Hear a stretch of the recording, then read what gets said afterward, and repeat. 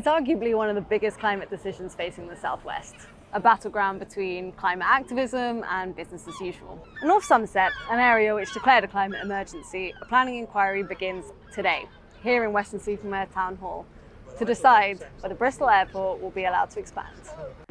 Bristol Airport has applied for planning permission to raise its capacity from 10 to 12 million passengers a year. The airport has also announced it will be carbon net zero by the end of 2021. But interestingly, that's not counting planes or cars. An increase to 12 million would mean 23,000 more flights per year, including 4,000 night flights. So is Bristol Airport greenwashing its reputation, or seriously taking steps to curb emissions? Offer my congratulations for the efforts that have been made.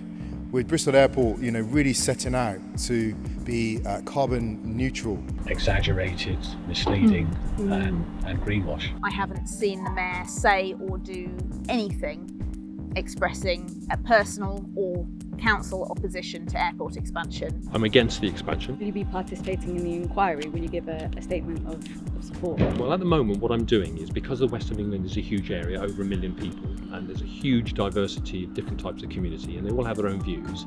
I think I know pretty much what they think, but I want to check it out. These are the people that wrote in support of the application, and these are the people that wrote against, to give you some ideas. It's 1 million words. Yeah.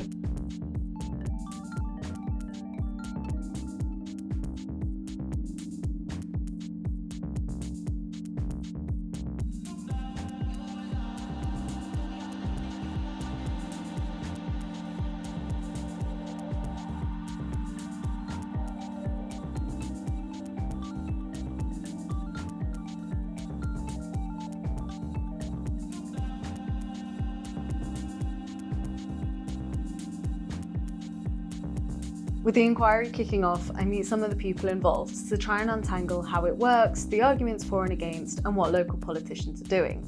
First I meet Tarisha and Stephen, previously a lawyer and a Green councillor for Southville. They head up the Bristol Airport Action Network. It's an anti-expansion campaign group that will be heavily involved in the public inquiry. It's 10 weeks, the inquiry. In each week we'll be dealing with different issues. So this is the timetable. So this is a kind of schedule of what's happening. So for example, we'll be doing climate change for a week at the beginning of September. This is a public inquiry, the key word being public. So the inspector has said that he'll hear members of the public. We can bring our own evidence. So we've got barrister, we've got 3 experts. But also, I think perhaps more importantly, we can cross-examine, or our barrister can cross-examine the airport's evidence, which I'm really looking forward to. Do you think that regionally we are showing a strong enough leadership when it comes to the climate emergency? It's hard to say, because I'm not objective about that, am I? But look, I think we can never show strong enough leadership when it comes to a climate emergency. When I was a government minister, I was an environment minister, I remember all the civil servants, all the experts telling me how urgent it was then, and that was 11 years ago.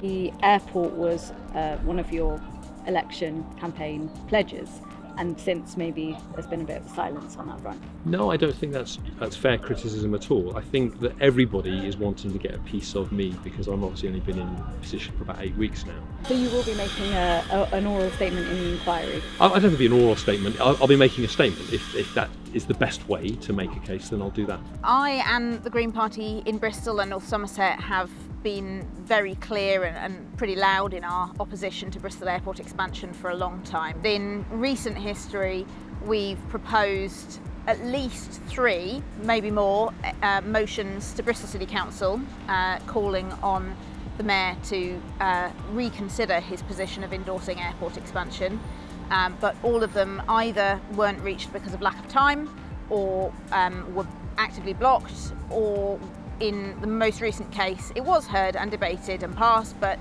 we only managed to achieve that by accepting an amendment from Labour that watered it down and reduced how much the Mayor actually was required to do. The motion that passed in December last year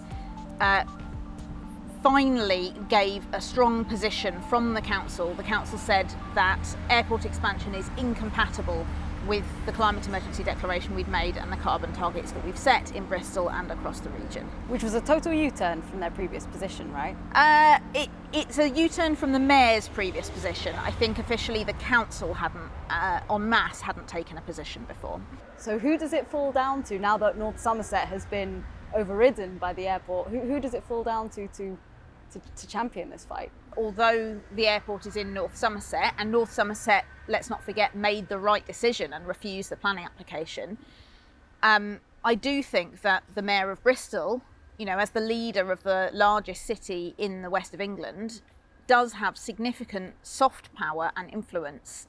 And I think that if he had taken a strong position against airport expansion, then it may well not have got this far. One of the main things that people are saying in support of the airport is that it will bring a lot of economic benefit. Is that true? Actually, something like 5 times as many people leave the region as come into the region through the airport. So what that represents is a flow of money and flow of cash out of the local economy. You know, there's been a lot of claims about the amount of job creation that this airport will produce. Actually, the kind of potential for aviation to produce jobs is declining very rapidly. And actually, it was just a few weeks back, the airport themselves were on the BBC boasting about the way they've automated their cleaning jobs. Bristol is not the only local airport planning to expand. There are currently applications to expand other local airports by up to 15 million passengers per year.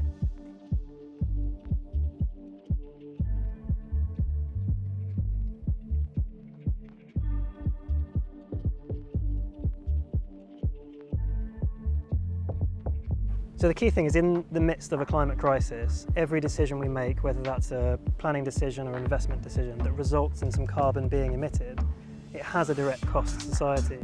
So that carbon, which is emitted by, in this case, a private organisation, Bristol Airport, will potentially cost the taxpayer to capture that carbon. There's also a question of fairness there, though. So, you know, if the taxpayer, that means all of us, are going to pay to make up for this emission, you know, is it right that that should take place when actually typically the frequent flyers who use Bristol Airport the most, and the airport company themselves, will be many of the wealthier members of society. So what you're doing is taking a cost that they will bring on society and spreading it across everyone.